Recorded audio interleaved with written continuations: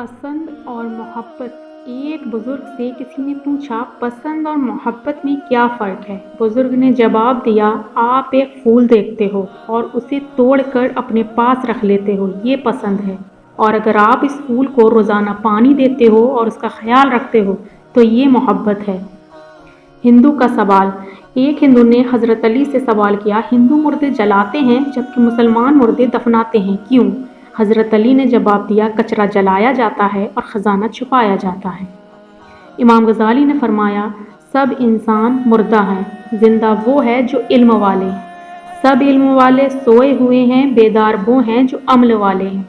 तमाम अमल वाले घाटे में हैं, फ़ायदे में वो हैं जो अखलास वाले हैं। सब अखलास वाले ख़तरे में हैं, कामयाब वो हैं जो तकब्बुर से पाक हैं।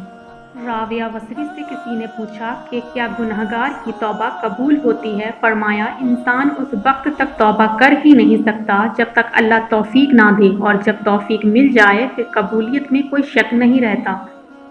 हज़रत अली ने फरमाया, मोहताजी और ग़ुरबत 7 चीज़ों से आती है। नंबर 1, जल्दी जल्दी नमाज पढ़ने से। दूसरा, खड़े होकर पानी पीने से। तीसरा, मुंह से चिराग बुझाने से। चौथा, आस्तीन या दामन से मुंह साफ करने से। पांचवा, असर के बाद घर में झाड़ू देने से। छठवां, दांतों से नाखून तोड़ने से। सातवां, फजर की नमाज के बाद फौरन सोने से।